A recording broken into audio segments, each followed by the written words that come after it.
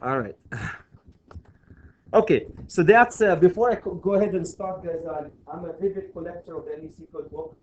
I collect them. So some of us are knuckleheads in the nation that we collect these. This is the oldest mint copy that I have, 1940, and this goes for $200, just FYI. So I spend all my Christmas gifts, everything else have been delivered by Sent and others to 2015. That's what my wife is telling me for the amount of money I spend on them.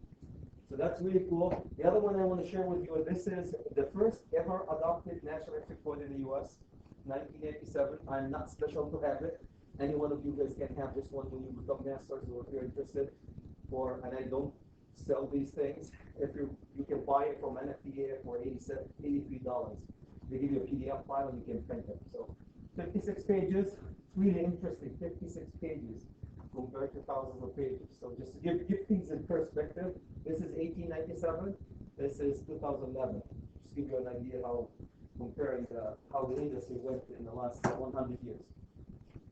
So, and I also mentioned I have my YouTube channel. I invite you guys if you want to go Chad Kurdi, Kurdi. If you go on YouTube, if you go to YouTube and go Chad Kurdi, all by Chad, you should be able to see close to, I have 120 videos right now. Each one of them goes between 1 hour to 3 hours. I don't know how much is related to you guys, but a lot of it, being a maintenance, a lot of it is like how to use 310-16 precise cables and conductors, and there's a really great presentation about sizing conductors cables. Grounding and bonding. A lot of stuff about grounding and bonding. So you can pick and choose. Since I do design also, I do CAD and Revit and estimation. There's a lot of stuff about estimating. So I invite you to, again, to look at my YouTube channel. But you guys are here because of the licensure issue. We teach this class, among other things, for registered unlicensed electrician like yourself. I'm sure you guys are familiar with the track in the state of Minnesota. We are one of the most regulated, electrically speaking, the most regulated industries, states, electrically speaking, states, trade in the nation. So we're very regulated in the state of Minnesota. You can't practice electrical work unless you go through a lot of hoops in our state. The top notch that you can get in the state of Minnesota is being a master electrician. Master electrician, as I always call it, the king of the kings. You can do maintenance, you can do new construction, you can do fire alarm system, you can do phone, data, you name it. Anything, you can do it. Meaning you can wire it, you can maintain it, and you can lay it out, and you can plan it. You can do the whole layout, planning, everything else. That's ultimately the goal, I guess. You guys are maintenance, so you're geared towards becoming a maintenance electrician. But the knowledge just, I don't know if I should say that, but the knowledge that you guys get could be transferred. Some of the hours that you do could be transferred towards getting a journeyman and a master too. Some of them. So that's a master. The journeyman and does all the work that a master can do in the state of Minnesota, except they cannot lay out and plan. Laying out and planning work is the responsibility of a master electrician. Number one. Number two, in the state of Minnesota, to own a business, a construction business, you have to have a master of record, or even a business. To run a business, you have to have a master of record. Master of record can be only a master electrician. You cannot be a journeyman. So number one, you can run a business, be technically responsible for a business. Number two, you can lay out and plan, where a journeyman cannot lay out or plan. You can supervise and construct. So that's a major difference between journeyman. Maintenance, you guys are the maintenance. The maintenance people, we're going to talk about maintenance since all of you are maintenance. Maintenance electrician is a special license the state, as you guys know, gave to people to maintain equipment. So you're not supposed to install a 200 amp panel and pull a 200 amp feeder to this panel for 8277. You're supposed to maintain equipment as in changing lights, changing bulbs, changing defective equipment, and so forth. So very specialized license for maintenance only. And I'm sure a lot of you guys have probably know that by now. So that's the maintenance. The power limited technician, I think it's 5 to 6 years ago, the state took a chunk of work from, they didn't take it, but they put a chunk of work in one area, and they call it a power limited technician work. That's fire alarm system, security, phone data, what we call it the low voltage. So that's another license they introduced probably 6 years ago, and before that, or maybe even no later than 8, probably 8 years, 8 to 6 years ago. Before that, it used to be all within the jurisdiction of the journeyman and still within the jurisdiction of the journeyman. But they took this chunk and they say, okay, now loose guys are doing a lot of work and we want to organize it. So they have a license that's called Power Limited Technician License. I don't know if any one of you guys is registered unlicensed Power Limited Technician License here. All of you are maintenance, right? So that's just for the low voltage. These are basically the 4 major licenses that the state of Minnesota offers as of now. There's one they offer for the elevators that's a slightly different, but you guys are going towards your maintenance electrician license, where you can maintain electrical systems and so forth. Any comments, questions about these? To give you an idea how the state of Minnesota works when it comes to electrical. A couple of things as I said, it's really well regulated here. So there's a few things about unlicensed individuals. You guys are called unlicensed individuals. They keep reminding you that based on the department, it used to be Board of Electricity. I don't know how many of you guys remember that. Probably if you're not in the electrical field, you will remember. It used to be Board of Electricity.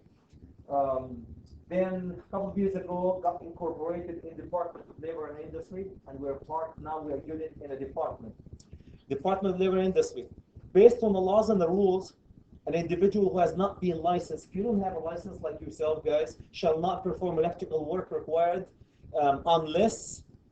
So probably when you guys register, when they register you, you probably know that when you're not supposed to practice any work, meaning construction work, maintenance, unless you are registered with the state as an unlicensed, as registered unlicensed individual, and you have to perform it under the direct supervision of a licensed individual. I think you guys have a master or maintenance electrician. Master electrician on record. So that's the master electrician on record. They're not too. When I do this for the electrical contractor, we emphasize a lot of stuff. In the maintenance, guys, they're not too strict. In the construction, you're not supposed to supervise more than 2. In the maintenance, I mean, how do you know? You could be doing some electrical one day and mechanical another day and so forth. So it's not as strict, from what I understand, as in the construction. Construction, if you come and work for CE Electric, 1 journeyman, 2 apprentices. We need to add a 3rd apprentice. We need what? Another journeyman. It's very strict, very enforced, and so forth. So, but as registered unlicensed, you're not supposed to do any work without that work being done under the supervision of the licensed individual. And of course, the licensed and the unlicensed have to be employed by the same employer. I'm a master electrician. I can't supervise you, though I am a master electrician because you and I work with it for 2 different companies. So it makes sense. You can't be a master of one company and supervising apprentices of another.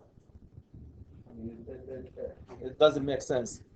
Shall not. And oh, by the way, if you try to be the boss of your friend, you can't be the boss and supervise other people. Supposedly, an unlicensed individual shall not supervise other unlicensed or licensed individuals. So you can't supervise them electrically.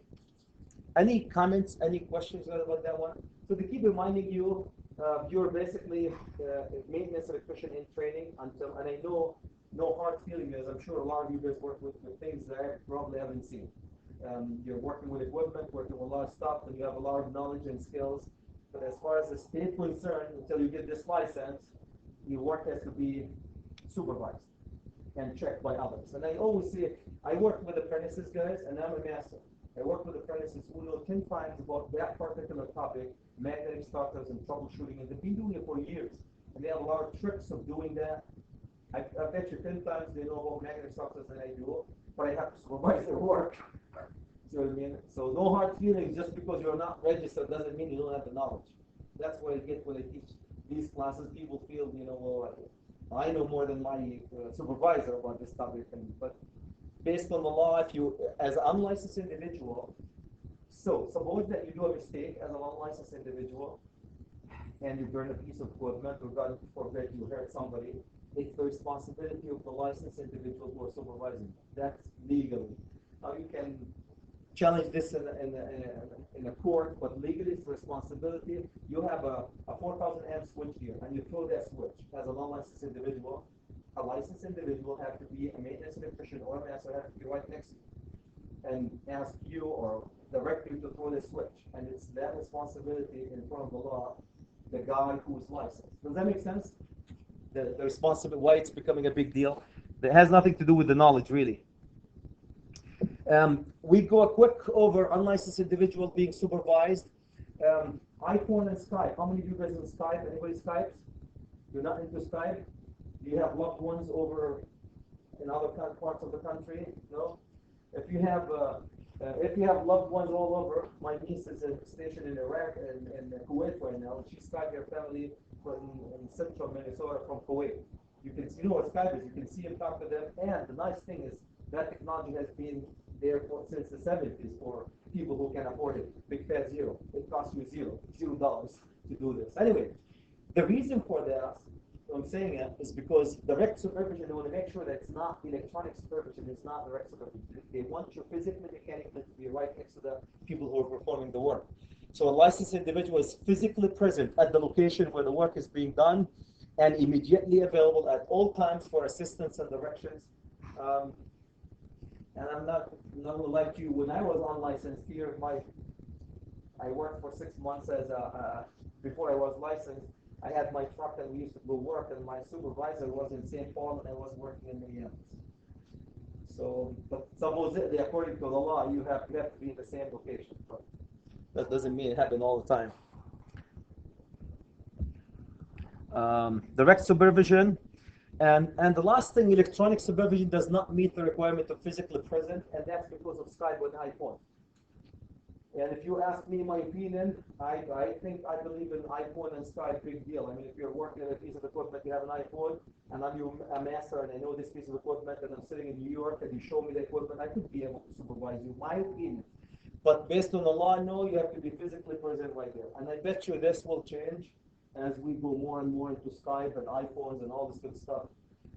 We can do a lot of stuff, guys, with iPhones now and Skype and pictures, and take a picture of that. You're troubleshooting a magnetic starter. When you're not familiar with it and you want some wiring, you can take a picture of it, email it, or send it to your supervisor by looking at it. Say, "We'll go to these terminals and tie them to these terminals," right? Straight right on the spot. So, as of now, no electronic supervision is allowed. And because of legal issues, a maintenance electrician, licensed maintenance electrician, or master electrician have to review your work at all times, even though you might know more than your supervisor or whoever. I'm not saying you do, but you might know in that particular topic, but it still has to be reviewed by a licensed individual. Okay, compliance with all. And why do we do that? Because we make sure that we are adhering to the Bible, so-called the Bible, when it comes to wiring everything to the NEC code book and other industry standards. We have a lot of other industry standards. Any comments, guys, about this? How familiar are you with the NEC code book? Are you guys familiar? Do you have a book? Do you have an NEC code book? Okay, 2011? Yeah. Okay. Okay, so you guys are familiar with it, or anybody in this room? Probably looking at him here. Okay, so it's a good. When you get closer to sitting for your maintenance license, make sure you concentrate on a few things. Not everything, a few things in this book. Are there any sections in particular that? Yes. And Department of Labor and Industry, they have a beautiful sheet on their site that will tell you which license need to look at which section. If you email me, if I leave I can email it to you. It's public, it's available. If you go to Department of Labor and Industry, Board of Electricity, and they have it right in there. They call it Guide to the Electrical Licenses or something like this. And a sheet of probably, I can't remember, it's 4 or 5 pages, and they go article per article in the code, and this is for master, this is for journeyman, this is for maintenance, this is for power limited.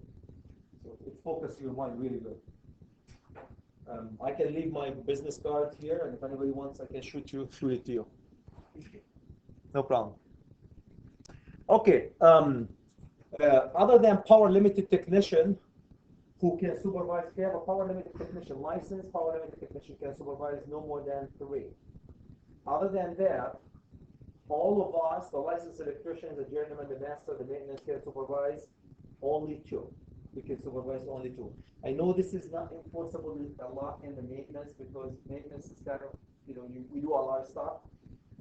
But in the construction, it's kind of a God-written rules. So you're saying if there's a crew of 8 guys, you need to have at least four master electricians? A journeyman or master or maintenance. But maintenance is slightly different. You guys in a unique situation. Don't take me definitely on construction. If you're on a construction site and you need an 8-man crew, the 8-man crew, so 2 to 1, so that will be you need at least so 4. If we say 4 apprentices, 4 apprentices, 2 journeymen, minimum. yeah. So 2 to 1. So you're gonna do your ratio. So 2 to 1. So a crew of 3, 6. So yeah, you're gonna do your math. Probably 3 apprentices, 3 journeymen at least, and the rest will be so 3 times 2 is what, 6? That wouldn't even get you there. 4 journeymen, 4 times 2 is 8. So yeah, four journeymen you need.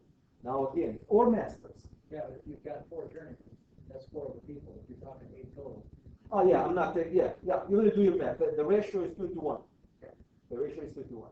In the construction, definitely. In the maintenance, as I said, is really not as clear.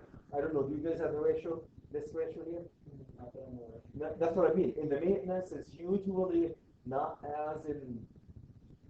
as enforceable for a maintenance electrician to supervise no more than 2. You know your construction site, and you do a lot of other than electrical stuff. So, okay, power limited technician can supervise 3. So, so that's a big deal. If you are, and that doesn't apply to you, but if you are a journeyman doing power limited technician work. So today we're going to do the fire alarm system for this building. We're not going to touch a single hot wire. Then I can supervise 3, even as a journeyman. Does that mean they go by type of work that you do, not really the license that you get, the type of work. Okay, non-power limited circuits, we talked about that one. Why to register? Who cares about registration? Again, when you go to the maintenance, you guys are slightly different, but registration, the inspector has the power to ask you, especially in the construction, to present your card, registration card, if they come to a construction site.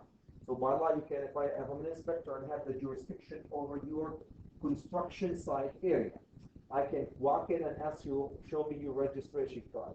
And if you don't have a registration card and you're doing work, you're violating the law. Construction work. So that's a big deal. That becomes a law. Registration. Number 2, of course, we all in the electrical industry to accumulate enough hours so we can get our maintenance, power limited technician license, general master, right? So you need to submit your hours to the state. These hours will not count unless you're registered. So if you work for 4 years for ECD, for CA Electric, for us, and you submit 4 times 2,000 hours, 8,000 hours of work, and documented by pay stubs, of course, documented. If they ask you, you have to document it. You submit it, and they look at your name, and you've never been registered with CA Electric. Doesn't count. They catch a lot of people, guys. It started in January 1st, 2008, and that's basically why you guys are registered right now. The main part of your registration. So, I'll grab one, yeah, please, thank you. A box of water right here. Just grab the water, thank you. Thanks. Shall be granted where the applicant has not registered with the department. There is some exception with that. Say if you're in the Army and you get some experience overseas, they give you that. Say if you work in California or other states, and the work is similar to what the state of Minnesota approved, they accept some of that work. So there's some exception. But if you're in Minnesota and the contractor in Minnesota and the work that you did in Minnesota, you have to be registered with the state. So, any comments, guys, about this? This is in 2008. Become big thing. That became a huge thing when they introduced it. In the state of Minnesota, if you're an employer like yourself, you're an employer, or if you're an electrical contractor, you have to hire either a master electrician of record or a power limited technician. If your business is low voltage system, you have to hire a power limited technician guy, licensed power technician, so you do all the low voltage. If you're a master, if your business is electrical construction, you can hire a master electrician of record for your employer or for your electrical construction. Then you can do all the electrical work, and if you know how to do it, you can also do the low voltage work. So the master, as I said, they always say master is supposed to be the king of the kings. You can do all the type of work if you know how, if your company knows how. A lot of contractors, high voltage contractors, they specialize the low voltage specialty. It becomes very complicated, very not complicated, but it's you take a guy who's bending conduit and pulling 4,000 amp feeders in one area to go program a fire alarm system.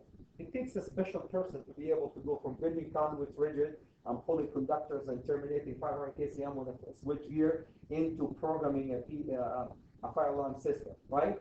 I think you're this specialty. So that's why, yes, you can do as a master and a journeyman. You can do this work. Doesn't mean you know how. So, license to work, technician, power technician to perform. Okay, so they go by, as I said, if you, do you guys have you said you have a master on record here? Yes. Master official record. Anybody else is just the master, and then everybody is Another master electrician, master electrician record, master electrician. we have journeymen or okay, journeymen. Oh, he's a famous electrician. Famous electrician. No, he's taking a test to be a master electrician. You can go for a master electrician. Maintenance electrician and master electrician. You can go from journeyman to master. You can't go from Power limited technician. Yeah, absolutely. You can, yeah. If you accumulate, even a power limited technician guy, if he or she start accumulating work in the power industry, basically working as an apprentice for electrical contractor wiring high voltage, and keep track of their time, they can submit it to the state to make it so. So it really goes by the time you submit. Because of maintenance, you work for any other company and you submit high voltage work construction, you can sit for your journal and all that stuff.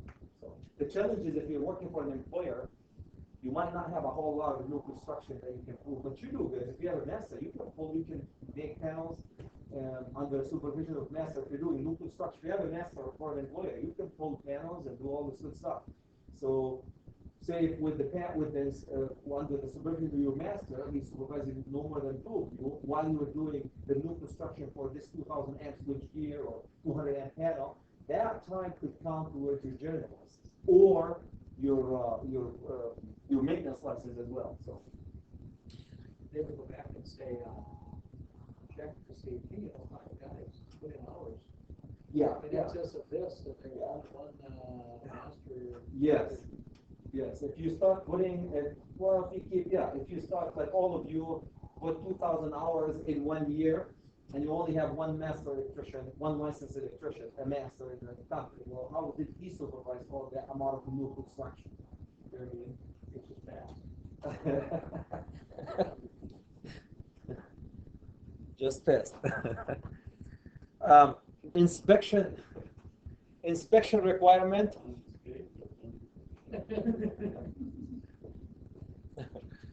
But since we have a journeyman, two masters. Journeyman, two masters, that 3 times 2, 6, they can supervise 6 of you for new construction. And meaning 6 of you can claim the work. So that's the work as a construction. As a maintenance, you can all claim it. Maintenance is really, as I said, it's not as strict as a construction. Yeah, it's a little bit easier to claim the hour. Okay, when they created the power limited, it's not easy work, but it's easier to claim the hours. I think it's what you guys are doing with the arc flash. I mean, I can only imagine if you're maintaining equipment and throwing. I teach class for North Star Steel. I don't know if anybody knows in St. Paul. These guys, their business is they take our cars and when it's pancake, chop it into pieces, melt it, and make rebars. The maintenance electrician, they're unreal. I mean, when they show me this work that I do on MMS, I'm supposed to check your work guys, medium voltage. This has an expert in medium voltage, and they are unlicensed, registered unlicensed electricians. So yeah, there's a lot of good work that people do. So, okay, when they created the power limited technician license, guys, power limited technician is supposed to be fire alarm security for data. Certain things, I don't know how much it applies to you unless you do this type of work. Certain things need to be inspected and need a license to work on it. Others does not need even a license to work on it and does not need to even be inspected. So we picked a few things. Doesn't apply to you. Otherwise, there's a nice sheet. If anybody, only if you do low voltage stuff. There's a sheet in the Board of Electricity, and if you read it, if you want it, I'll give you my business card and email it to you. It lists what part of the low voltage need inspection, and what part of the low voltage does not need inspection, and what part need license, and what part does not need a license. So they slice it down into science. Take this, if you have 2 or 3 remote control circuits that control circuits of system other than class 2 and 3 circuit. You guys deal with magnetic starters, right? Big magnetic starters. You have a control circuit, class 2 circuit, class 2 and 3, class 2, 3, 1, 2, and 3, these are control circuits. 120 or 24 volt all the way to 120 to 300 volt.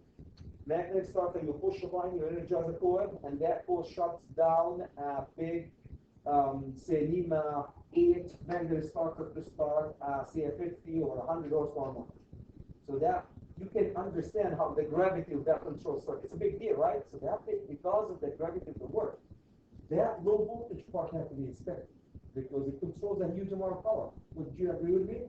Would you guys, these little control circuit controls a huge amount of power, so you need to be inspected. So that's one. Other than fire alarm system class 2, 3 circuit, electrical cabinet, blah, blah, blah, containing physically unprotected circuits other than class 2 or 3 circuits, you have a control circuit in a cabinet where there's a 48277 system in the same cabinet, which we do all the time. Control circuit from the power circuit, they tie to the same magnetic starter, DFD unit. These have to be inspected. Hazardous location. System in hazardous classified location have to be inspected. Fire alarm system other than 1 and 2 family dwelling. You have an apartment building and you have a fire alarm system for the whole apartment building. For you guys have a fire alarm system. Need to be inspected other than single family and 2 family dwelling. Why? Because as you know, in homes, what do we have? We have that smoke detector, that hardwired, that very backed up in residential. Not a whole lot. There's no fire alarm control panel. There's no fire alarm annunciating panel, initiating devices, and all this stuff. There is nothing in single and dual family or 2 family dwellings. So that's a few hazardous location in gas station. Guys, you have a fire alarm system that's going in the gas station, or security system that goes into the gas station. The class 1, div 1, and div 2.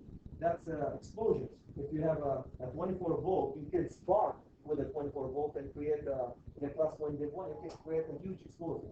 So that, because of the hazard, they want to inspect it, and they need it to be done by licensed people. A couple of other things, guys. Technology circuits and system contained within critical care areas.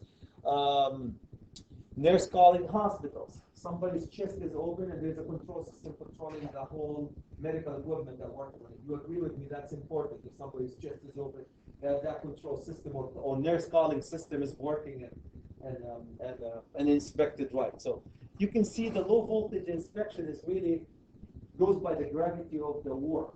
If it's important, jails, for example, security system in jails have to be inspected. You don't want to be lock people in or lock them out. There's a fire, you have to release certain valves, certain locks, and so forth. So these are a few things that need to be inspected. Request for inspection. This is just when do you need an inspection? Since you guys have a master, then you can do new construction. You can pull a 4,000 amp switch here in that corner. I don't know if you pull 4,000 amp, but most likely 200 amp, 400 amp. For the grid circuits, no problem. Chad, feeders, no problem. Then you need before or at the time of the new construction, you're supposed to have an inspection. Pull a permit and get ready for inspection. Request for inspection together with the fees, of course. It's all about the fees, right? To do that. Okay, so that's probably all what we have, guys, about the laws and rules. Do you, being a maintenance electrician, unless you have an AS degree from an accredited program like ours at Dunwoody. Anybody have an AS degree from an electrical program? Okay, unless you have that one, you need to put 4 years to get your maintenance license. You guys know that, right? If you have a degree, they knock down 1 year, it becomes 3 years. 4 years, a year, the state look at the year 2,000 hours. So 2,000 hours times 4, 8,000 hours. You keep track of your time for 8,000 hours. That will give you 4 years, submit it, and you can sit for a 5.5-hour exam for your master for your maintenance electrician license, which you probably will visit somebody like Chad at one time to refresh your mind about the Federal Series Circuit. You guys are good with that, right? Federal Series Circuit and grounding and bonding and all this good stuff. So that's basically all what I want to say about. There's a few things that we do when you sit for your master that we go over. That's good enough for you guys. Any question about that? Now, you guys being maintenance, you're exposed to the hazard. I always say when I teach, I'm not a safety expert, but when I teach the safety in my classes as part of the code, I always say we, the construction workers, are exposed to 2 hazards. Number one is mechanical physical hazard, just because we're in a construction site, meaning a 2x4 hit you in the head because the carpenter is behind you. That's everybody exposed to that hazard, right? Or a big block fall in the construction site right at the top of your head. That's every construction person exposed to that one. That's hazard number one. Hazard number two, which you guys being maintenance are exposed to it more than construction guys, as electrocution and arc flash. Arc flash, you work around equipment. And when I do these training for people like yourself, you guys, when you shut down the process here, people get mad at you when you shut down the process. In the construction site, remember, there is no process to shut down. There is nothing energized. We put a 4,000 amp switch here. We don't work on it hot when we're installing it. So there's no process. But you guys are maintenance. You have to shut down equipment to work on it. If you work on it hot, only for hot permit, as you know, and you have to have reasons for working on it hot. Then you have to have your PPE, and you're exposed to a huge amount of arc. You have to have the proper PPE to protect you. And I'm not going to tell you something that you guys don't know. So the reason why I'm bringing this, because the amount of current, this is the effect of current, AC current to the human being. So you probably have seen that one up to 5 through 10, 1 through 4. This is where the GFCI work, 1 through probably 5 to 6 milliamps. Your GFCI is supposed to trip before you start sensing it. But you start getting higher than 1 to 4, guys, like 5 to 10, and even 11 to 3, extreme severe contraction, and all the way, the higher the amps, the more, and the faster you can meet the Lord. We at the end, can you see that? So I always call it, you shortcut the journey to the Lord. So if you reach at 200 milliamps and higher. So these are scarier than people think about it. As I said, I've been 21 years in that doing electrical work. I was lucky enough to grow up in an electrical family, so they were all Christian. I had no other option. So I wired when I was probably 17 years old. So I got shocked by 230 in Jerusalem. They use 230 as 120 equivalent, the receptacle, as you guys know. And I counted literally in my 21 years. I counted at least 20 times I got shocked, just by fixing lights and doing some stupid things that I shouldn't be doing. Like, you're not paying attention, so you get shocked, and you can hear a few stupid things. And if you can't let go, as we all know, if you can't let go, you survive. At a voltage 120, 208, or 240, 120, if you can't let go, if you don't grab on something hot like this, you touch it, you tingling a little bit, and you let go. Now you go higher than that, 480, 277. It becomes fatal. One fatal thing, grab one phase here, another phase here at 480. There's nowhere there you can survive that one. So the major shock, guys, and everybody can tell you that one, the severity of the shock depends on how high the voltage is, how long and how much contact you have with the energized object, and are you grounded or not. If you're not grounded, and I mean, you can grab, I would never do it, but you can grab a hot on a 480 like this, energized, and stand on rubber things, and nothing should happen. Anybody ever try it? Anybody would like to try that? Rubber doesn't have carbon in it. Yeah, or anything insulated, wood. Let's use wood, and not wet wood. I used to think that everything is installation, guys, until I start moving with medium voltage. If you ever dealt with medium voltage, higher than 600 volts, you can take a piece of wood and you can make it conductor by increasing the voltage across that piece of wood. Even air, you've seen the high voltage when you put the high voltage line, they can jump. They see the voltage jump. You keep increasing have a few stories, but you keep increasing. The more you increase the voltage, the more you ionize the air between the phase and the ground, or the phase and the phase, to a point where the air becomes so charged, so ionized that it acts like a copper conductor. And that's where you see the arc coming from one phase to the ground, or from phase to phase. That's obviously with high voltage. And when they say high voltage, probably you will start with anything higher than 600 volts. Higher than 600 volts. That becomes a big deal. Do you guys have medium voltage here? Anything higher than 600 volts that you deal with? Under your jurisdiction that you maintain? So the highest is 48277, right? That's the stuff. Okay. So you don't have to worry too much about the step voltage and the mesh voltage. But we like to throw these one just to get people kind of aware of the gravity of electrocution, the gravity of electrocution. For you guys, the safety factor or the safety part is really arc flash. Arc flash, arc flash. You open a switch gear and you're not versed up PPE, the proper PPE, and accidentally you drop a wrench or a piece of metal or something. On a 480, 277 switch gear, 4,000 amp you're working on it, or 2,000 amp or even 1,000 amp, or even 600 amp panel, it could have an arc high enough that I'm sure you did some safety that could at least burn your face or maybe damage your eyes. So that's a big thing. So we like to throw these, a couple of these. Now moving all the way to the Bible, we call this the Bible, or whatever your belief system is. This one, guys, the reason why Chad is collecting it, not because it's stupid.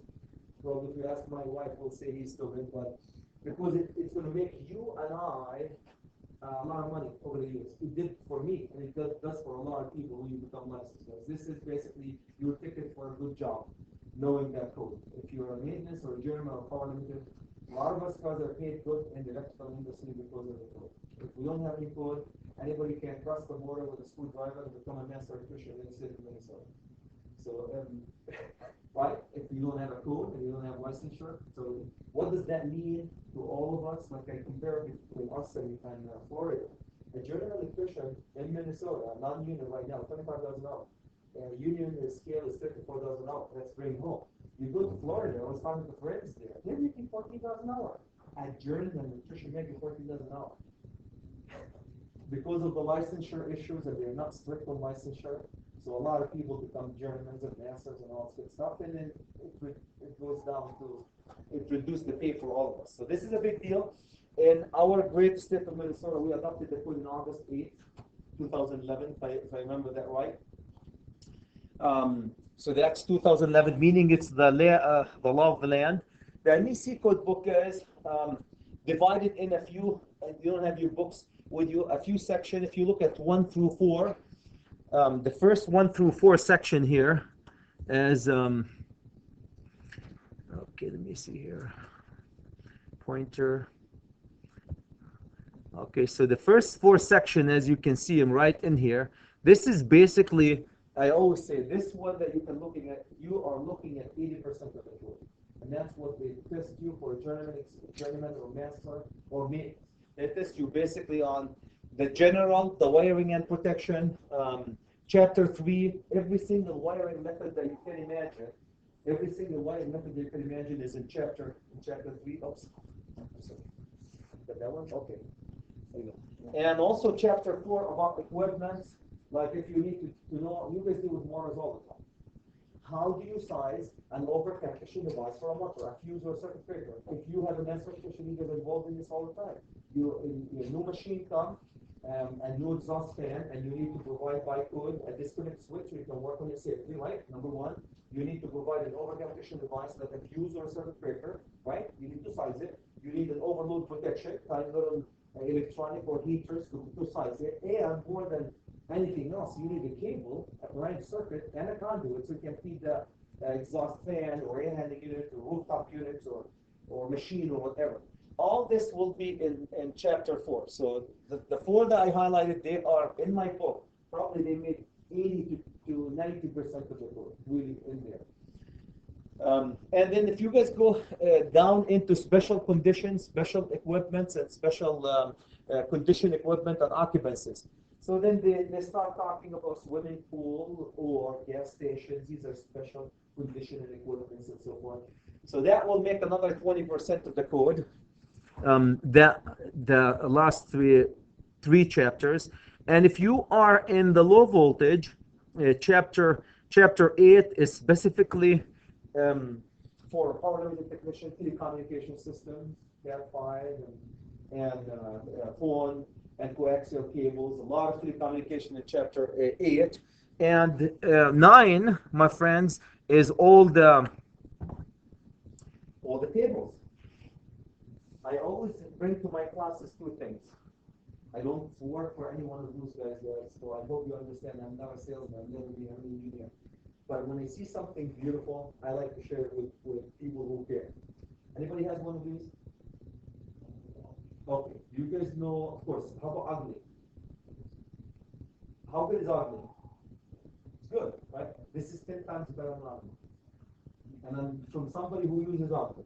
For example, if you want to know the size of, you guys install new things, so you want to size a pull box, the standard pull boxes, so you can pull cables. You don't find it in ugly on any secret code. They're here. You want to find a standard, okay, how about all the rules for bonding and grounding summarized? Right here. How about all the standard transformers? A single phase and three phase standard transformer. So when you pick up the phone and you order a transformer and you load a 33.3 kilovolt amp, and you really want to sound intelligent when you talk to the people, say, I want 35K. It's the 35K standard. How would I know? Right here. So unreal. This is building. You guys, if you have a NASA, then you bend conduits. I take it. And you use MC cable and AC cable to wire, right? Rules of bending conduit, 3.0, 4.0, offsets. You all forget these rules sometimes if you don't do them day in, day out.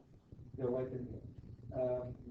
Magnet, I know you guys work with magnetic starters, but if you have a single magnetic starter, 3-wire control circuit versus 2-wire control circuit, if you forgot, where do you bring the how do you put the start-stop in series, right? And you put your holding contact across the start.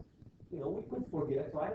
All this stuff, you're right in here. And so I'm not going to tell you something. It's all type of motors. Yeah, what type of motors? If I'm going to order a motor, there's a lot of information about the physical dimension of motors. If you guys order motors for equipment when you do maintenance, so it's really good. And again, I don't work for these guys.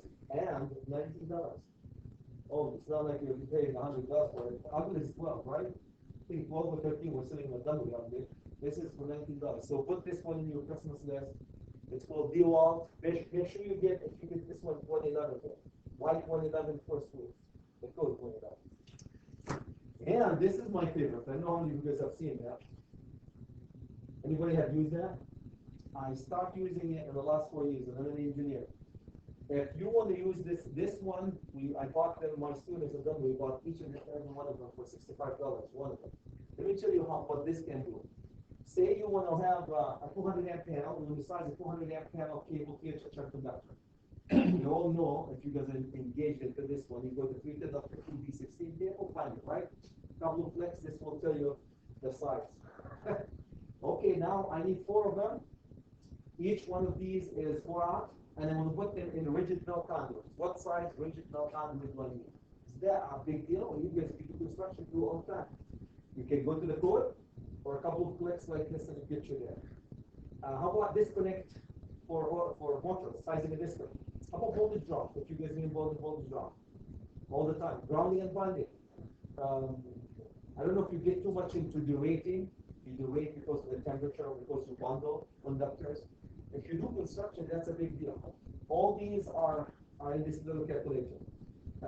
If anybody's interested, I put on my YouTube channel close to 5 hours, and you don't have to look at 5 hours, and using this calculator for different applications. So if anybody, you'll see exactly the same on the presentation that view on it. So it's I can't say good enough stuff about that baby. Okay, so enough about this. A couple of things, guys. What I'm going to do, guys, at 2 o'clock, I'll give you 5 minutes break. Is that okay? Is that good? Maybe I'll work, stretch a little bit. Cool. So, there are, if you guys want to get into the code, there are 100, and if you want, I can email it to you. We teach them for our construction guys. There's 100 definitions, must know to understand the code. 100. So no question asked. And they're all in the code, and you have to read them, understand them, so you can understand the code. To give you an idea, because Chad is not busy enough, my sister lives in England. So when I went there, I want to see what type of business they do there electrically. So I bought their code, their wiring code. It's a smaller book than ours, so I started reading it, and the confusing part, I was confused. The confusion is because when you hear protective protective earthing. Okay, so for us, you have to understand what do they mean by protective earthing? The ground, but the ground is not enough though. In the U.S., there's a multiple grounds. Is it equipment grounding conductor? Is it grounding electrode conductor? Is it bonding conductor? These are different things and they're sized differently. So the key point I'm trying to emphasize is, unless you understand the definition of these words, you will be confused. When you go to grounding and you see Chad on his presentation saying, we're going to size the equipment grounding conductor, we're going to go to 250.122. You have to understand what is an equipment grounding conductor, what's the difference between an equipment grounding conductor and grounding electrode conductor. So these are the 4 main bonding jumper versus equipment bonding jumper. So these are all the definitions are in the NDC code. I can't emphasize how important to understand the code is to go through the definition. Accessible. As applied to the equipment, admitting close approach, not guarded by locked doors, elevation, or other effective means.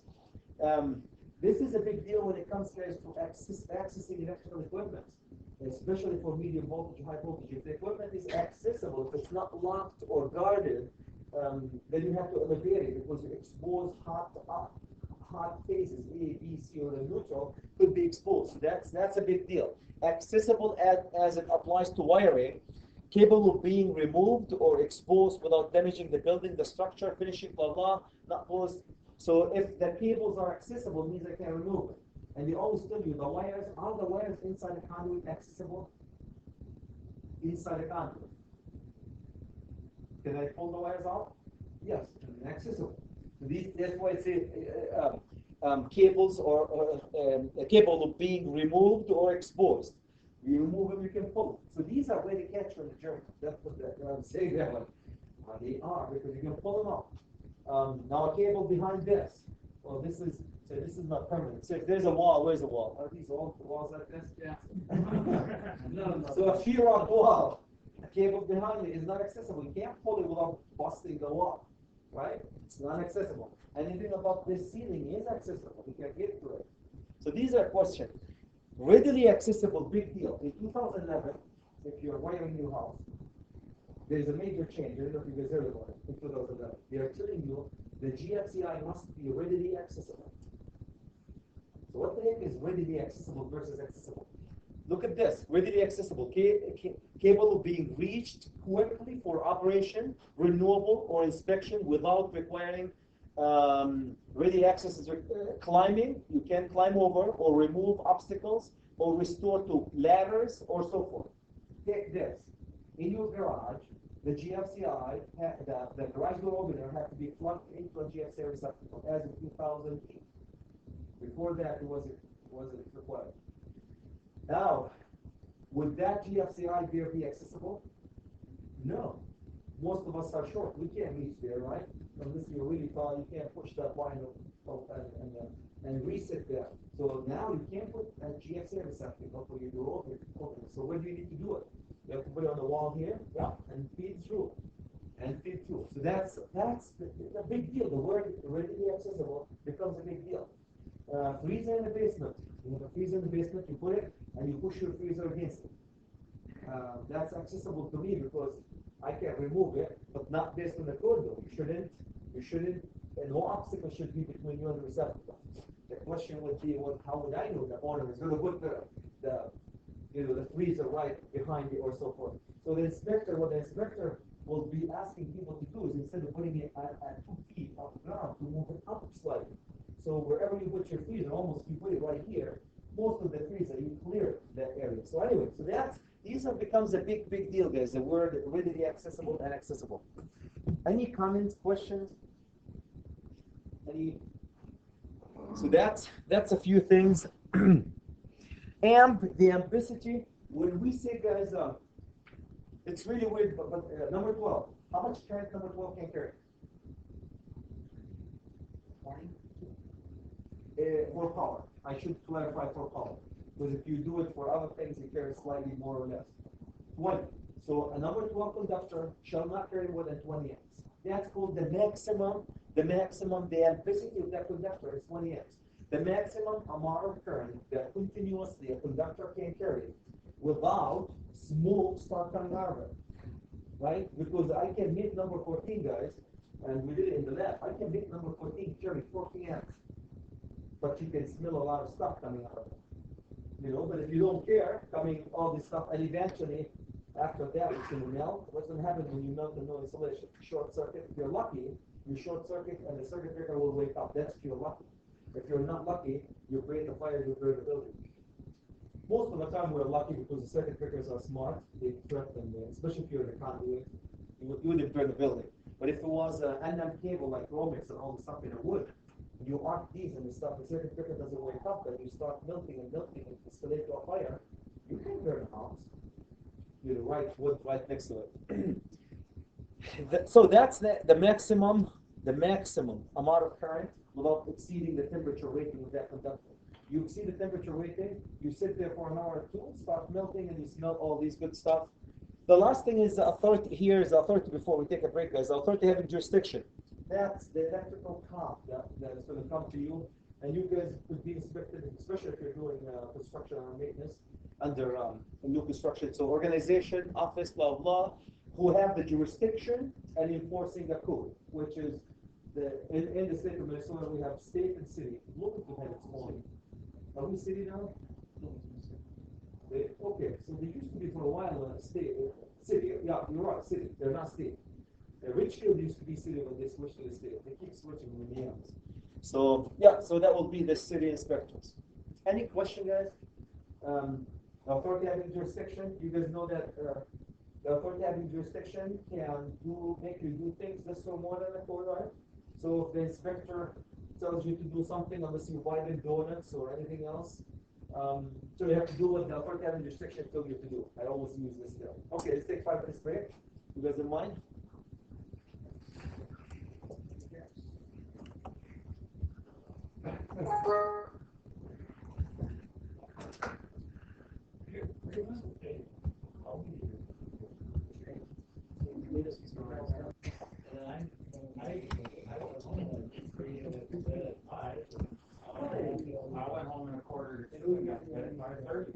Okay. All right. There are two things. There are two things you guys have to understand really fully. I'm sure you do when you deal with the electrical industry. It's called the bonding and the grounding, and they both mean almost the same when you think about it. And they're used in different locations. Sometimes we call them bonding. Sometimes we call them grounding. If you want to go to the next level, I really put a very good bonding and grounding presentation. It's 2 hours on YouTube. It starts with a service of 4,000 amp to a feeder of 2,000 amp.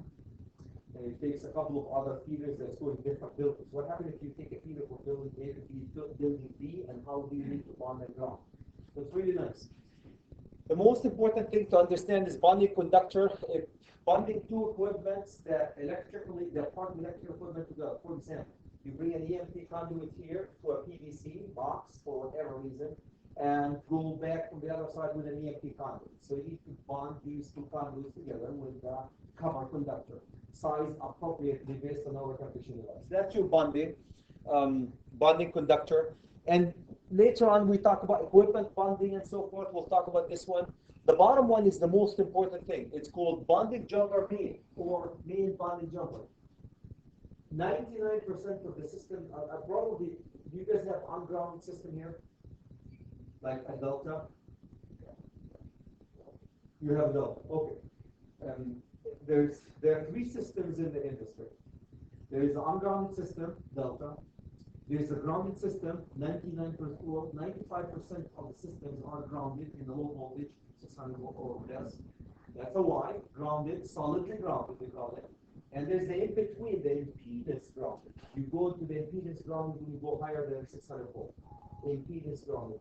The grounded system is more reliable in terms of it's capable of handling transient in the voltage exposed on it by lightning at the transmission line, or the electrical utility switching you from 230K system transmission line to another. So it can handle the transition in the voltage much better than the ungrounded system. The disadvantage of the grounded system, as you guys know, what happens if you have a ground fault in one phase? You're down. In a grounded system, you're down. If your system is ungrounded, like a delta, if you have an assembly line, deltas are great on assembly line. What happens if you have a ground fault in a phase A or B or C on a delta? Nothing will happen. For all practical reasons, you can almost grab that phase and stand on the grounded object, but nothing should happen to you. You're not reference for the ground. But what's the disadvantage is it doesn't handle transient good. It burns equipment. But it's good for reliability on grounded system. Now, if you're dealing with a grounded system, now we're talking about grounded system, how what? There's a major concept that's called main bonded jumper. What we do in the U.S. is, and other parts of the world do it differently. We take the neutral and we bond it to the grounding system which we create.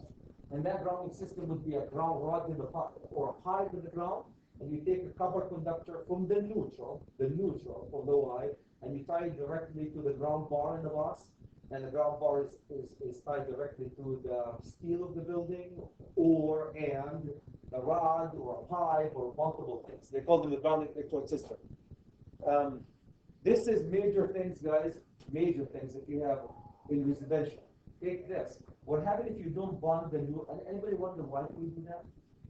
Take this example. Suppose that you don't bond the neutral to the ground, and the neutral coming to your house, a storm, it took the neutral off. Just the neutral. The three phases got the neutral down, and you have two hubs going to your house, and you are not bonded. So every single machine in your house, equipment, plasma TV, you name it, refrigerator, whatever, everything will be connected to 240 in series, right? That's called open neutral. You guys have an open neutral here in the system. When you see that the lights start going up and down and sharing the load, opening neutral is the worst that could imagine in any building. You have an open neutral, so all the loads are sharing in neutral. So the biggest, fattest load will take and hog the voltage. And if it's a light, it becomes very bright. If it's a motor, smoke starts coming out of it. So long story short, the smoke starts coming from all your equipment. You burn your equipment. If you're lucky, you just burn the equipment. If you're not lucky, you created fire and you burn your house.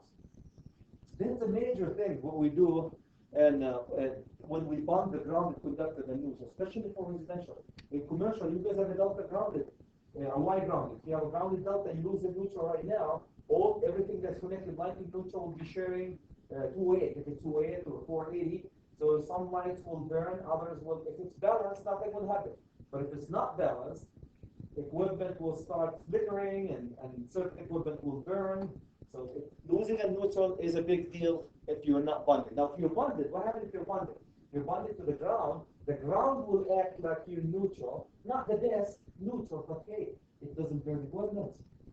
Does not burn your equipment until somehow, somewhere, you figure that you lost the neutral. So that's a major thing. On this note, I've seen a lot of systems that we're the only place where we in residential we give two voltages to residential. A lot of places in the world they give only one voltage. So you give 230, everything is burned at 230. So what happens if you lose a neutral and you have only one phase? One hot going to your house? Nothing. You lose a neutral, you just shut down. What happens if you lose a neutral, you have two hots? You burn the house. So it's really interesting when you look at, especially residential. So main bonding jumper. If you guys look at this one, we define in the code, they define everything based on the ground, which is interesting. Because when we invade the moon, then we have a problem. We have to find another way of referring other than the ground. So take this. The hot conductor, what do we call the hot conductors in the code? Energized conductors. What's the term for them? Ungrounded conductors. Take this. The ones that's not connected to Mother Earth. Ungrounded conductor. That's a term that the code used for them. If you're looking for energized conductors or hot conductors, space conductors, they're not defined in the code. They're all defined by ungrounded conductor. That's a collective term for them. Okay, so that's the phase A, B, and C. How about the neutral? What's the term that we use for the neutral? Grounded conductor. That's the term that we use for ground. Back to the ground. Grounded conductor. How about the earth? When we connect things to the ground, what do we call the ground wire? What do we call it? Grounding conductor. So there's ungrounded, there's grounded, and there's grounding. Talk about confusing. Instead of call it phase A, B, and C, neutral and ground, right? Is that easier to understand? So it takes a while for people for a lot of us, you're not familiar with the code, to understand the terminology that they're throwing at you. So if you look at this, we have the grounded service conductor, that's the neutral, coming in. Supply side equipment bonding jumper, that's the conduit bringing power to you, bonded to the grounding system, and the grounding electrode conductor, and the main bonding jumper. This is my neutral tied to my ground. My neutral tied to my ground. So if I lose that white conductor, and I have a neutral tied to the ground, and from here you go to, from here, as you can see, we're going to Mother Earth. Mother Earth will act as my neutral momentarily, and nothing will burn, right, in my building. Your system stays stable. In your building right now, you're bonded to neutral on the Y system. If you lose a neutral coming to your building from Excel, and some of you say, how do they use a neutral chat? They have a transformer. They could use the neutral on the line side that's feeding the transformer that feed you, or on the load side, right? It could happen. The neutral is loose, and if you're bonded, at least equipment wouldn't burn. Any question, guys, about the grounded conductor, ungrounded conductor, and grounded conductor? The terminology that they use. Bonding jumper, the main bonding jumper, and the way we size the main bonding jumper is completely different than the grounded conductor, the ungrounded conductor, and the grounded conductor. So if you just familiarize yourself with the terminology, it helps a lot. It helps a lot. Edition theaters. Okay. Accessible for equipment. A lot of equipment, guys, need another term that we use also for equipment accessible. Like if you have a disconnect, your disconnect has to be accessible. So the top, can you see that little 6-7? If I have a disconnect for a piece of equipment, I can't, for short people like me, you can't put top part of the disconnect higher than 6-7. So short people can reach it and disconnect it. That's part of accessible. But you can have a chain.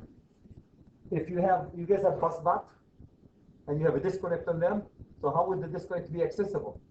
That little chain down here, short people like Chad can grab it, or a hook, available hook, they use it to stick that's sitting here, and they can hook with this one, shut it down, that's my disconnect. So a platform, you can put a platform, permanent platform, you can reach it. So here's the stick or a hook. These all are methods of making disconnect accessible in an industrial plant like yours. You know, I don't consider A what? a high lift. A high left, I mean, is it, portable one, yeah, portable high lift or bus stop? and it's always there available. Yeah, pretty much. Well, but if I want to disconnect the equipment and I'm looking for the disconnect, so it can be that's readily accessible. Okay, so would it count if you have a disconnect for bus station? That was successful. You need a disconnect for the equipment. Right. So if I want to work on this piece of equipment, you shut down the bus. Yeah, you can find for an emergency. Oh, no, disconnects are not an emergency equipment. Disconnects are not meant for emergency, by the way. No. Disconnects are meant for you and I and the mechanical contractor to push the button. Air handling unit is down. Disconnect it, lock it, tag it, and go work on it. So you're saying that the, you would need to not have the pilot disconnect. Yeah, you have to be permanent. Yeah, it has to be somewhere. How can they get away with bus stop that has boxes both on the top and the bottom? Well, the problem is what does that disconnect do at the top? Remember, it goes by. Do I need it first? Do I need a disconnect? Take this. You have a lighting panel. I'm feeding a lighting panel from the bus stop. Do I need a disconnect? Accessible disconnect for the panel. I don't need it. You need it for motors, machines, equipment that need a disconnect. And if you have a 200 amp plug-in disconnect, right, fuse disconnect or circuit breaker, feeding air handling unit here, and right next to the air handling unit has disconnect. That doesn't need to be accessible. So it really, disconnect is for the equipment. It has to be within sight of the equipment, within sight, and no more than 50 feet. The criteria By the equipment. Does the equipment start as the equipment? Yeah, if you have a feed just coming out of the bus stop, I care less about why it goes. It's not a disconnect. It's a feed. It's an overcapacity device. If that makes sense. So that's with all these sticks. Oops, allow you to get there. Branch circuit multi-wire. This is what we just talked about. How many of you guys have open and neutral in 3-phase? That can admit here. I don't know who the supervisor is here. Anybody open and neutral multi-wire branch circuit? Everybody knows a multi-wire branch circuit. What a multi-wire branch circuit is. So you take these two rows, this row and this row. This is phase A. This is phase B. These two are phase C, and they all share one neutral. Who cares? Why do we do this? Then it saves you two conductors instead of phase A neutral, phase B neutral, phase C neutral. Right? So we have 6 wires. I can do phase A, phase B, phase C, 3 wires, and 1 common neutral for all of them. 4 wires, and I can get the same outcome. I can feed the same amount of things. So it saves us money, energy, you name it. So what's the disadvantage? You disconnect that neutral. Now, if these are, I don't know if they're running at 277 or 120, say if they're running at 277, you open the neutral, now all these are sharing 480.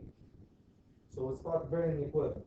So multi-wire branch circuit is the most efficient way, the most dangerous way. Again, like opening neutral in your house. Same way. I always tell a story. I was doing electrical work in a motel here in town, Minneapolis. Added a couple of lights, a receptacle, and a switch, and I want to steal the power from an existing circuit from a box like here. A suspended ceiling. You reach to the box. So the way, when you work construction, you start by doing all these stuff there, right? And then at the end you tie it. Now you're supposed to de-energize things before you tie it, right? That's what smart people will do. Shut down the power, go connect it. Your friend chat at the end of the day, want to go home, I just want to get it done, right? That's what we get into trouble. And it's done, man. It's the end of the day, I'm sick of it. So went there and I connected things up. You do, and I did a lot of hot stuff. I was talking about 120. It's not like 480. I would never do that on 480, 277, ever. I mean, I wouldn't connect it up. It was to 120. So the way you do it, you first, well, at least I would do it, you connect the ground together, because there's no power in it. Wire not, put the ground under. Second thing there, neutral. And then the last thing, you put your eyes to the other side and you try to push the hot one to connect the hopefully little arc or something. That's what I've done. So I did the ground, good. The neutral, bunch of neutral wire white, unscrew the wire knot. What happened is, had they been twisted, which they tell you, by the way, the requirement, you're not supposed to twist it when you put the wire down, right? That's recommendation from the manufacturer, don't twist. But really, I love the twisting because had they been twisted, nothing could have happened. Why? Because they act as one. I added mine, I put the wire knot, I'm done. They were not twisted, as they shouldn't be twisted, based on the recommendation. They opened, not knowing, Chad, that I opened a neutral. There was a neutral, so I opened that.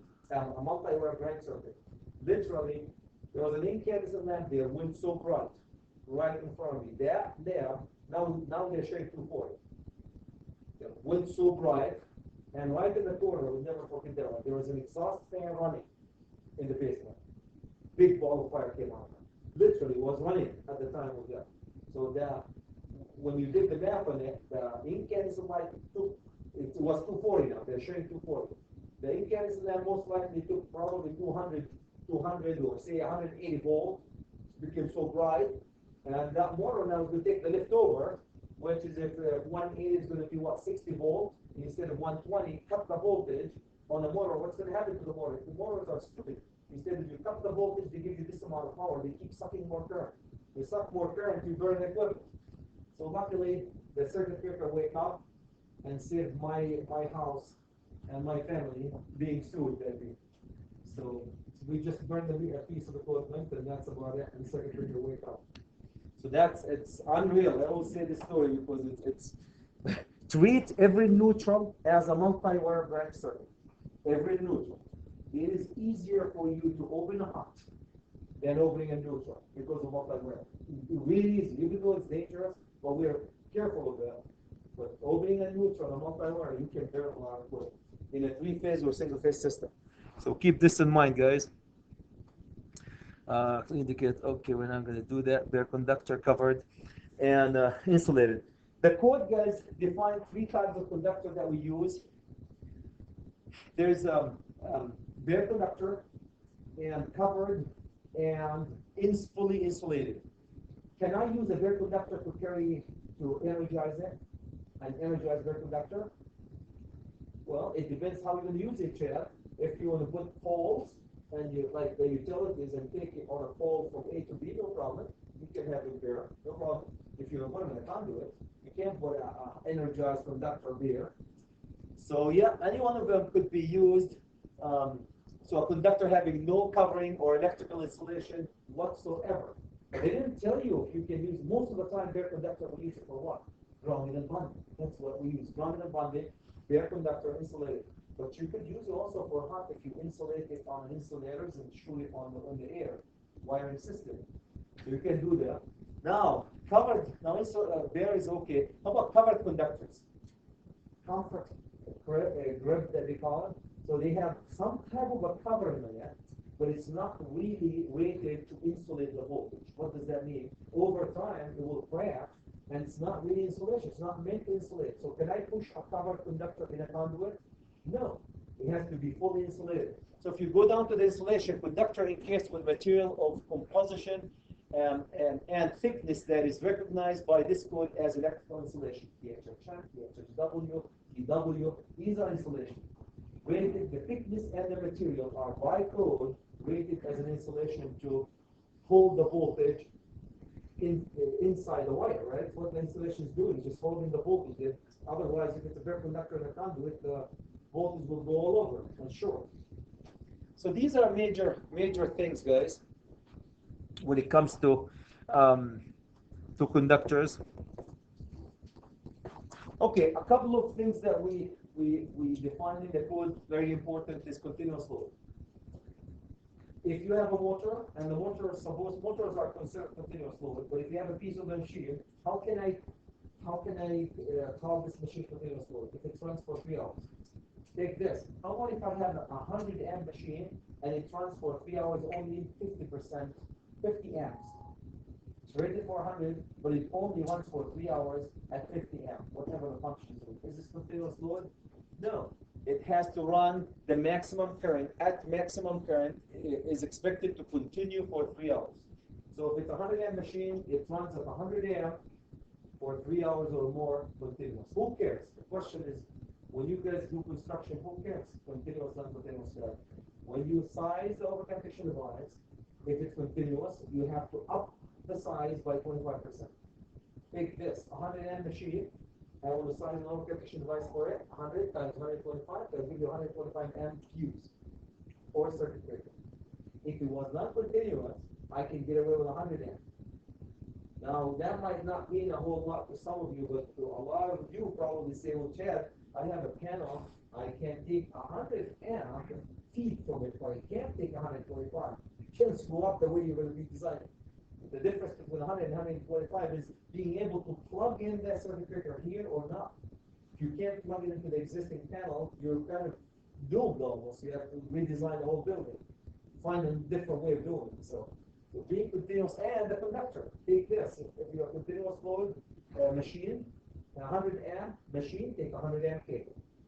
Continuous load machine, 100 amp, take 125 amp cable. So bigger cable, bigger cycles. So, any question guys about continuous load? So it's a big deal. Motors are considered continuous loads. HVAC equipment considered continuous load. Okay, controllers, magnetic starters, DMS that you guys deal with. It's defined by a device or group of devices that serves to govern in some predetermined manners the electrical power delivered to the apparatus to which it is connected. VFD, magnetic starters, what else? SCR, what else? So a bunch of other equipment that you can use as a controller. Devices, the code defined a device. This is a device, receptacles that you guys have around. A device is a piece of equipment that the principal function is to deliver the power, allow the power to go through it. It doesn't consume power as a principal function. So a unit or an electrical system that carries or controls electrical energy as its principal function. Carry or control. It doesn't consume. Yeah. As a principal function, believe it or not, in 2008, they changed it with the word principal because look at the GFCI. Does the GFCI consume power? It doesn't, but a tiny, tiny little piece for the control. Somebody complained about that one in 2008, believe it or not. So they add the word principal. How about the meter in your house? Same thing. Yeah, the meter in your house. How about The ups units of the computer, backup battery system. or the toggle switch? They have a pilot light. Pilot light.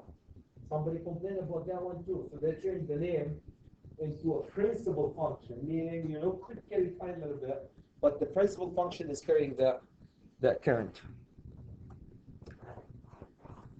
And in the electrical industry, as you guys know, if we are in a wet location, I can't use THXF, can I? So I have to use different type of wire. Based on there are two locations, mainly very important. Dry location, one sickle location, the other one damp or wet location. If you're in dry location, most of the time, you can use the easiest type MC cable, AC cable. Typically, if you're using EMTs, conduit of choice, right, for a lot of people in dry location, and THXF. If you're doing conduits, EMT, and unless you have hazardous location or special type of typical buildings, you EMT it, right, with boxes and pulling the THXF conductor is done. Any wiring system. If you're like Chad and your bending skills are kind of around the edges because you don't practice that much, MC cable. If you want to go cheaper than that, what do? AC cable. AC cable will give you a cheaper product. That's what we do in most of the buildings, right? You guys use a lot of rigid here for certain applications. Unless you have hazardous location or severe physical protection, then you need a rigid. So that's your conduit above ground. If you're going underground in a wet location, what's your conduit of choice? PVCs underground with corrosion. PVCs. So these are the locations. Actually, this is the duty. I'm jumping on the other one. But another slide talks about the location as dry, damp, and wet. In terms of motors, when we size for motors, guys, there are two types of, or a couple of types that we size for. Duty continuous. If you have a motor like air handling unit, what's the duty for the air handling unit? Continuous. It can run for 3 hours or more, right? Continuous duty. So that will be operation at substantially constant load for an indefinitely long time, right? That's an air handling unit, rooftop unit, pump, right? It can run all the time as long as you need it to. Then doing intermittent operation for alternative intervals, one, load, no load, load at rest, load, no load. That's machines. You guys have machines that stops, loads, and stops for a few minutes. Another one, stamp things or cut things. So that will be intermittent. And who cares about this? When we size the cables for motors and overcompression device, they take the duty into consideration. 99% of the time, you guys, we're doing continuous duty for all these machines that we have. But at one time, if the duty is other than continuous, you have to account for it. Periodic, intermittent operation in which the load conditions are regularly recurrent. The duty short time, operation of substantially constant load for a short and definite specified time. Torque, like torque motors, you push a button and it closes something and stops. Short amount of time closes. Torque motors, whatever they call it. Duty varying operation at loads and for intervals of time, both of which may be subject to wide variation. Conveyors, you can be loading different loads in the conveyors, right? As it moves through, there could be a duty varying. So these are, and why do we care about these? Because we size the cables, our competition rise, the disconnect, slightly different, especially from continuous. If it's continuous, a whole set of rules for it. If it's not continuous, they allow you to use different values. I'm sorry? It's kind of silly. Why would we just call it continuous or not continuous? And you have four different definitions that are so subjective that it's really hard to define what is it. Yeah. I bet if you ask 10 electricians about duty periodic and duty short time, you would get the same answer from any of them. Okay, so the short time operation is substantially constant load for a short and definite specified time. Okay, so substantially constant. The load is constant for a specified short time. The periodic, intermittent operation in which the load conditions are regularly recurrent. Come on, really? For motors, yeah. Really, as I said, the major, at least my understanding, and I don't tend to understand every motor there for every application. I spend probably 90% of my time with continuous duty guys. Yeah, that's really continuous duty or non-continuous duty. The code, it seems like you should have, whatever. Yeah.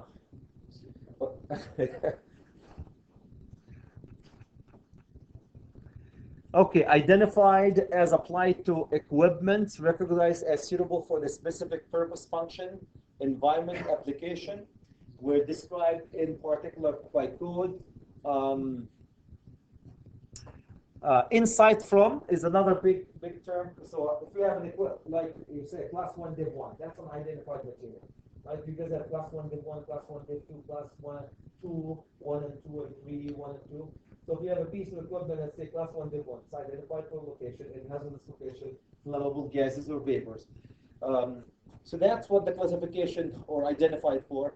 Inside from or within side from or within side. We were talking about the disconnect a second ago. Your disconnect had to be within side from the equipment that's supposed to be energized for maintenance. What's within side? Within side, you can see it, no obstacles between you. You don't have to jump over, and it has to be also within 50 feet because most of us can't run fast enough in 50 feet. So 50 feet and no obstacles. You don't have a jump over something to reach it. Any question, guys? These become a big deal when it comes to the disconnect, a lot of within side of the equipment, especially disconnects.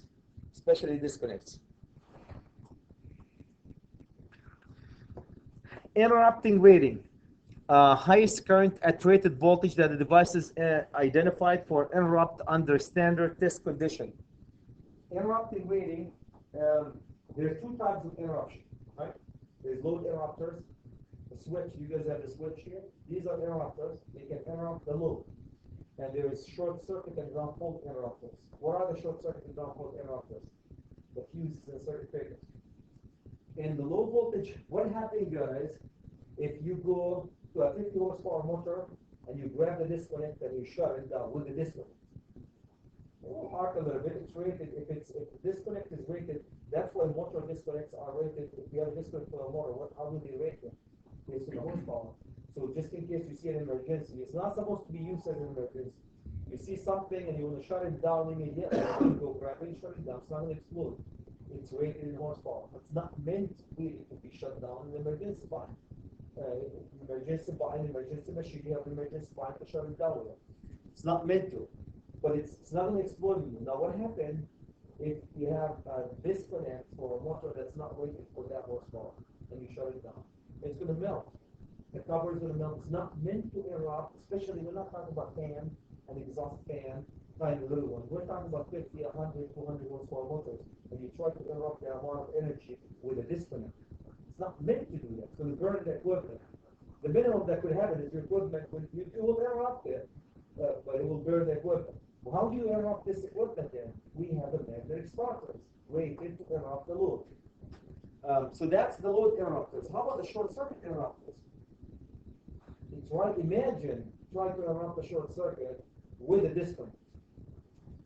I don't know if you would have time. If you see a short circuit thing is sparking and arcing and the circuit breaker is sleeping and can't wake up, and you want to go there and try to erupt with a disconnect the short circuit, that will explode. It's not meant to erupt 10,000 amps. It's rated for 200 amps. So that's where becoming rating of equipment is a big deal.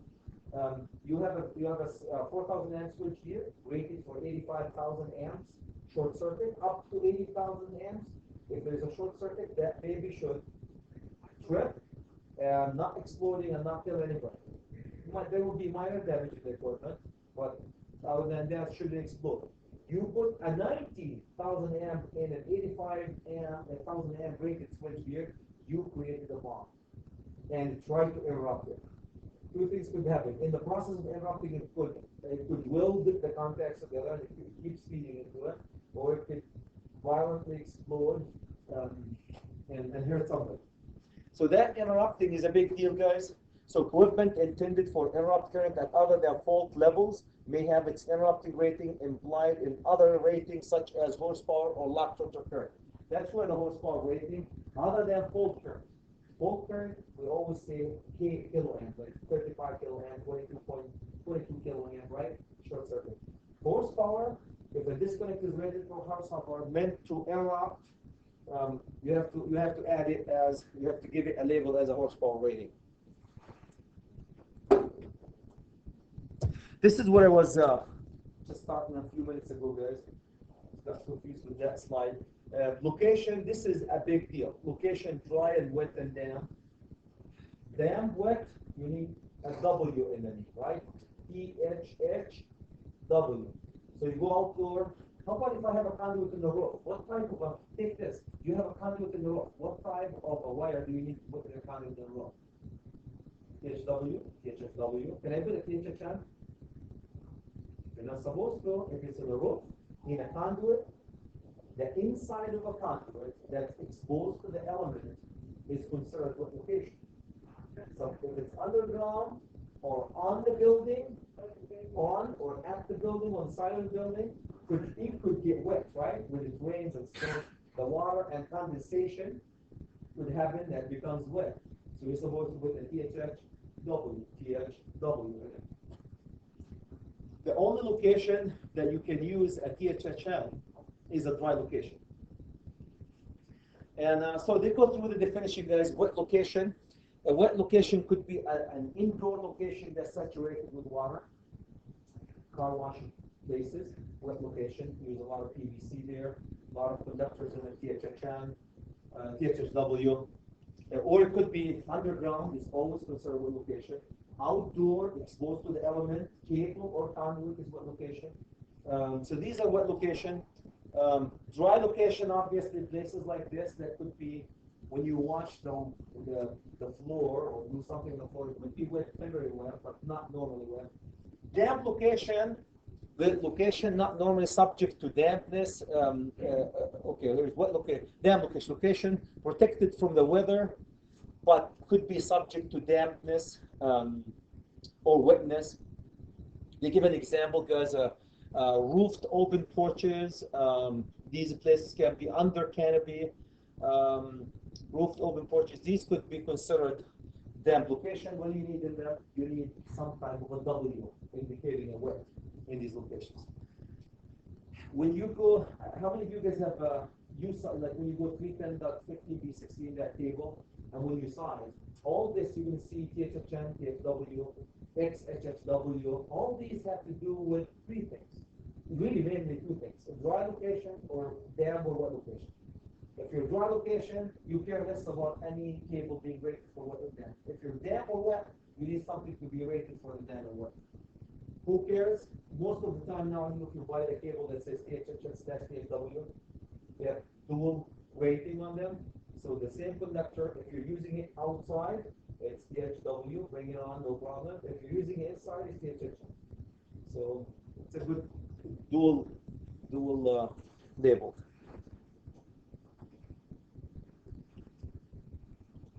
In 2008, they came up and finally we know what the neutral point and neutral conductor is. Guys. We all know what the neutrals in a three-phase, right? Phase A, phase B, phase C, and neutral. That's the wire that comes out of the ducts of the Y, and that will be a neutral. So conductor connected to the neutral point of a system that's intended to carry current under normal conditions. Does the neutral carry current? Yeah. The grounded conductor carry current, unbalanced between the three phases. Or if all these, if all the lights in one phase are off, what happens to the current that's coming in the two phases off, the third phase carries? The neutral carries the same amount of current that the phase will carry. Neutral point. So the neutral point, the common point of the Y, there's a nice pictures here, a couple of pictures here. Here's what a neutral point is. Okay, from left to right, the top one, you guys have it, right? That system is the Y grounded neutral point. Do you see that neutral point? The center of the Y tied to Mother Earth, grounded, and pull a conductor that's called neutral conductor, aka grounded conductor, called it grounded conductor. And we can, what's the advantage of a neutral conductor or grounded conductor? Why do we use a grounded system? One advantage is like, it takes care of the transit and the voltage, but another major advantage gives you two voltages, right? Gives you 480 to 480 for your major equipment and 277 for minor equipment, like lights, minor equipment, major, air handling unit, pumps, you name it. That's a major advantage versus with ungrounded system. What do you get? You get 480, just one voltage. That's a major system. Look at the second one, guys. Single phase portion of a three-phase delta system. Do you have a center tabbed delta? They call them the second one's called center tabbed delta. It's a delta. It takes one buck of a transformer tied to Mother Earth, and they create a neutral. So between phase A and C, you can tie conductor. Phase A to neutral, phase C to neutral. But B is called the wild leg. Is here the wild leg, bastard leg, a couple of other adjectives that they use with. And you are not supposed to tie the B phase to the neutral. What happens if you not tie it? You get 208 voltage on a 208 on a 248 120 system. So that's a neutral point. Do you guys have it? Second system?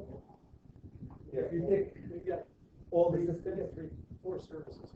Okay, so you have 240 services and 240 services. Okay, 480, 277 grounded. And ungrounded 480, and you have 240, 120 center tab like that one.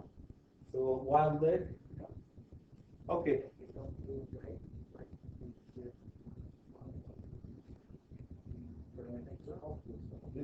Did you get the 2.8 onto our receptacle or not? Well, it was just our phone system.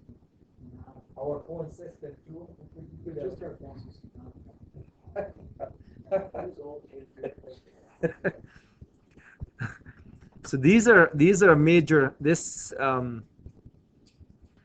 baby here as a phase A here, phase A, phase C at the bottom, and this is your phase B. This system, guys, is 240 slash 120 slash 120, right? That's a 240 slash 120.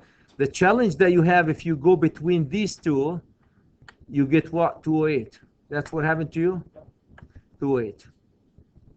Take this. You walk into a panel, a delta center tab panel. If you say a circuit breaker, open, circuit breaker, open, circuit breaker, that's an indication it's center tab delta. That's what happened. Yeah. Breaker. That must be your C then. Usually it's B, but it could also be C. So breaker, breaker, phase A, phase B, C, phase A, phase B, C. That's how the panels are. So it's in C in your case.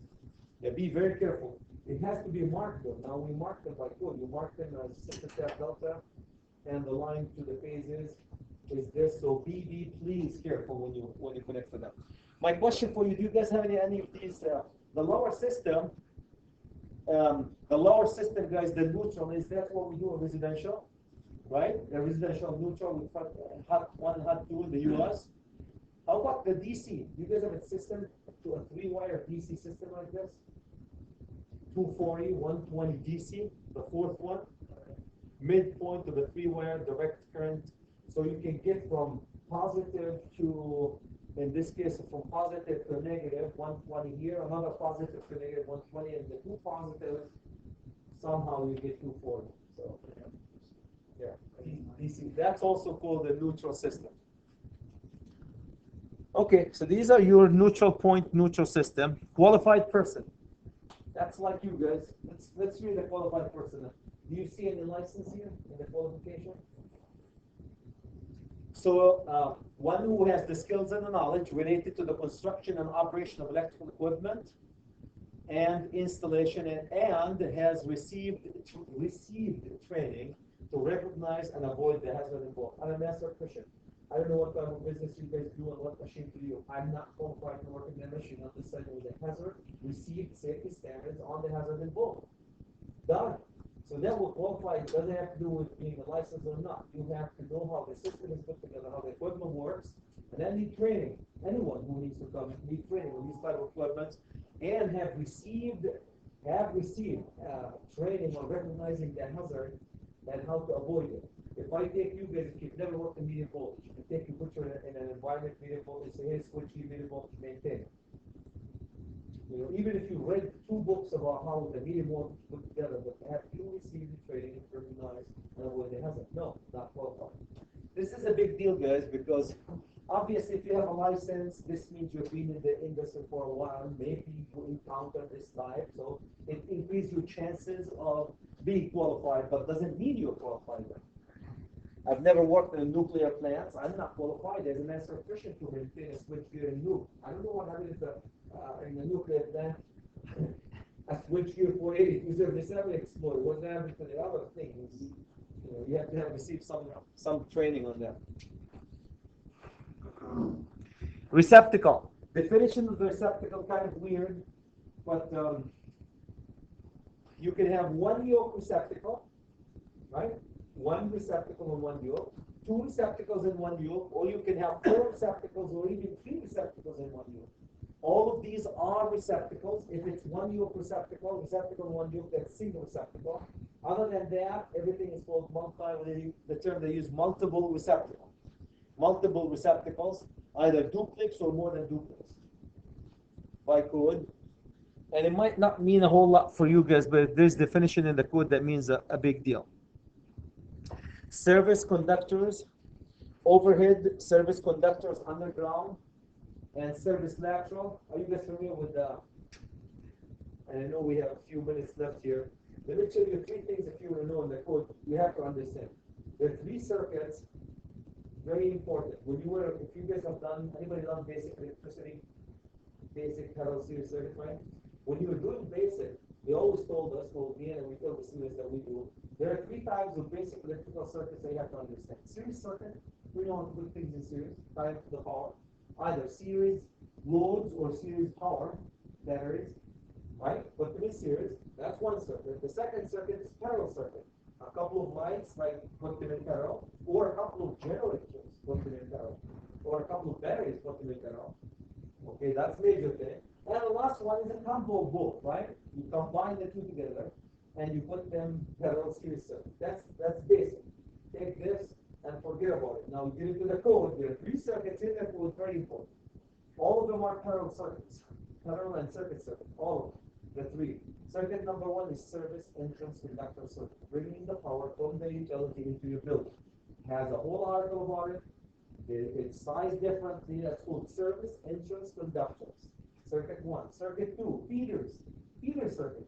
Taking a feeder from the 4,000 amp switch gear, 200, 400 feet to a 1,000 amp switchboard. That's a feeder. There's rules and regulations how to size it and maintain it. And the last one is grand circuit. Grand circuit. What's the grand circuit? Wherever the panel is here, you take a 20 amp circuit breaker, you tie it with a hot that has 120 or 277 in it, right? Voltage, and you see all these equipment with all these lights in it. From the circuit breaker all to the lights, that's called the grand circuit. These are three very important circuits. The code talks to them separately, guys. We have Article 230 that talks about service, Article 210 that talks about grand circuit, and Article 215 that talks about feeders. Treat them separately. Their size almost the same, but they treat them separately when it comes to the code. Service conductors overhead, service conductors underground, these guys are part of the service. Take this, you're coming, here's the power coming to your building, right? Overhead, you guys have overhead or underground. Okay, take the overhead. They have service drop, they call it service drop. From the pole, the utility pole to your building, that service drop. From the building down, you tie the wires right here at the top, and you bring it to your building. These are called service entrance conductors. They go through the meter or CTs that go to the building. Service entrance conductors. Now, smarter than Chad in 2011, only they introduced a new conductor called service. Take this. Here's your service drop coming to the first pole. That's where you and Excel meet at the first pole. Now you own this pole, and you go take it from this pole to another pole that you own and operate it. The conductor between the two poles are called service conductors. From the second pole to the building, that's service entrance conductor, and then you take the first pole, take it to a second pole, go to a third building. So you're almost owning between your own poles, if any. You don't have to do that. You own a pole, and you have wires between the poles that you want to operate. That's who service conductors. If you're coming from underground, Well, we've got service 3, it's from there's 2 transformers on the pole. That's service 3 or service. And it goes from that is above ground, from the transformers to the building. So that would be the service conductor, for example, from the transformer, Excel owns the transformers. So from the transformers to the building, that's what we're seeing. from the transformer to it's tied to a mast, right? Yep. To the mast, that's still Excel. That's service. Okay. So at the mast, At the mast, where it goes into our bus, yeah, where it goes to our service. Yep. Bus button, and that goes to that's your service entrance That's conductor. Yep. You don't have a service conductor. You have a service drop and service entrance. And that's okay. Most of the building have.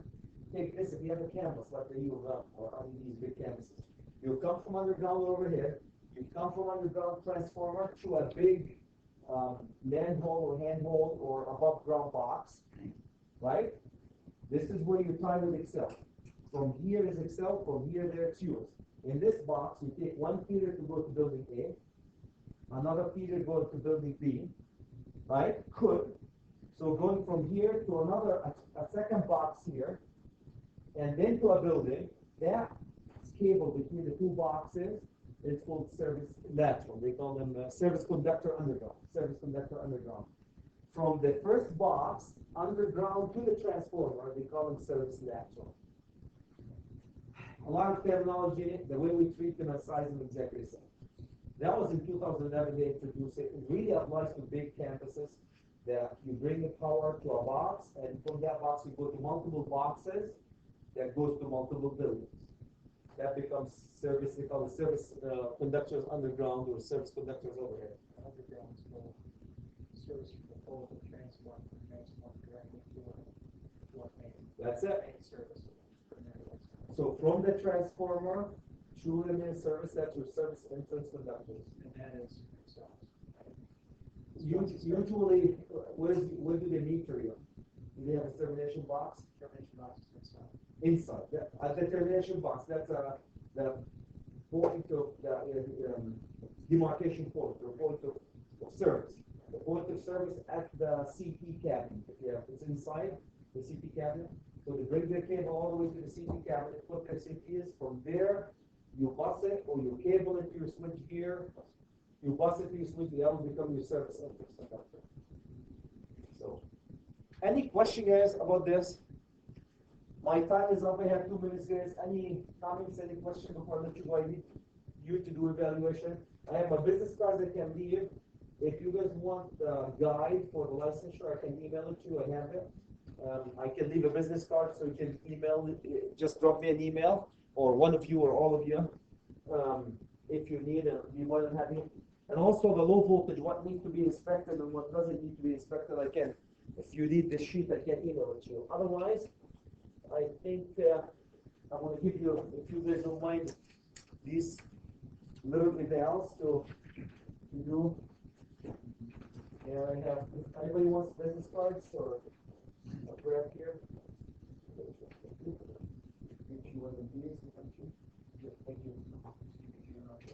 I'll tell you, I'll get you, no, so that the process. Thank you. Thank you, guys.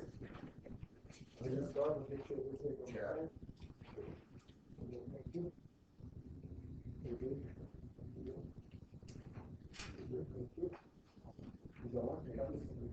They give you guys yeah. Thank you. Good luck, guys. Everybody got anything else? Thank you. Thank you. I appreciate it. Hope to see you when you get your, you set for your master, guys, or journeyman or maintenance.